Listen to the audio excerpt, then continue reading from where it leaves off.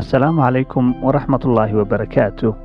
daawade ma og tahay socdaalku ama safarku inuu yahay qayb ka mid a nolosha bani'aadamka oo soo jireen ah. bani'aadamka ayaa u socdaala ama safaro kala duwan u gala daafaha dunida sababo kala duwan awgeed.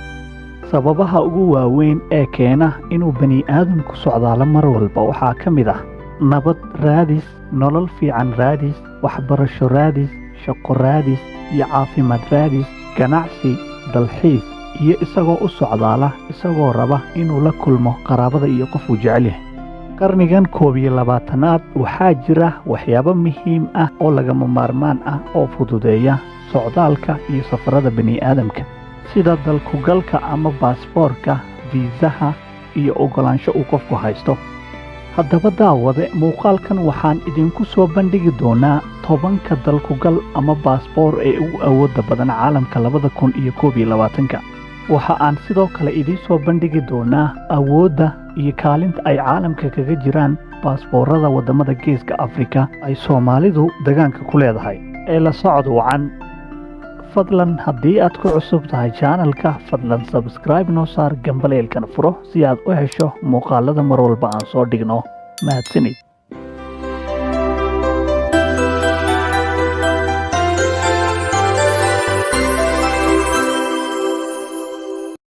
nambarka 10aad, dalka Hungary. baasboorka ama dalkugalka dalka Hungary ayaa soo galay kaalinta 10aad ee baasboorada ugu awoodda badan caalamka 2021. baasboorka dalka Hungary ayaa kuu ogolaanaya in aad ku gasho si fiisa la'aan ah 182 dal. nambarka 9aad, dalka Canada. baasboorka ama dalkugalka dalka Canada ayaa soo galay kaalinta 9aad ee baasboorada ugu awoodda badan caalamka 2021. baasboorka dalka Canada ayaa kuu ogolaanaya inaad ku gasho si fiisa la'aan ah 183 dal. nambarka 8aad, kaalinta 8aad ee baasboorada ugu awoodda badan caalamka ayay si wada jir ah u soo wada gareen 4 dal oo kala ah dalka Greega, dalka Malta, dalka Czech Republic iyo dalka Australia. baasboorada 4 dal ayaa kuu ogolaanaya inaad ku gasho si fiisa la'aan ah 184 dal.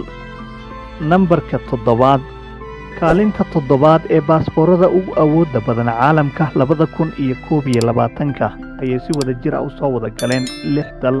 6 dal oo kala ah dalka Switzerland, dalka Mareykanka, dalka Ingiriiska, dalka Norway, dalka Belgium iyo dalka New Zealand.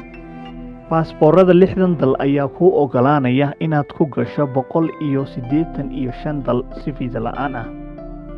nambarka 6aad, kaalinta 6aad ee baasboorada ugu awoodda badan caalamka 2021 ayay si wada jir ah u soo galeen 5 dal. 5 dal oo kala ah dalka Sweden, dalka Faransiiska, dalka Portugal, dalka Netherland iyo dalka Ireland. baasboorada 5 dal ayaa kuu ogolaanaya inaad ku gasho si fiisa la'aan ah 186 dal. nambarka 5aad, kaalinta 5aad ee baasboorada ugu awoodda badan caalamka 2021 ayay si wada jir ah u soo galeen 2 dal. 2 dal oo kala ah dalka Denmark iyo dalka Austria. baasboorada 2 dal ayaa kuu ogolaanaya inaad ku gasho si fiisa la'aan ah 187 dal. nambarka 4aad, kaalinta 4aad ee baasboorada ugu awoodda badan caalamka 2021 ayay si wada jir ah u soo wada galeen 4 dal. 4 dal oo kala ah dalka Talyaaniga, dalka Finland, dalka Spain iyo dalka Luxembourg. baasboorada 4 dal ayaa kuu ogolaanaya inaad ku gasho si fiisa la'aan ah 188 dal. nambarka 3aad, kaalinta 3aad ee baasboorada ugu awoodda badan caalamka 2021 ayay si wada jir ah u soo wada galeen 2 dal.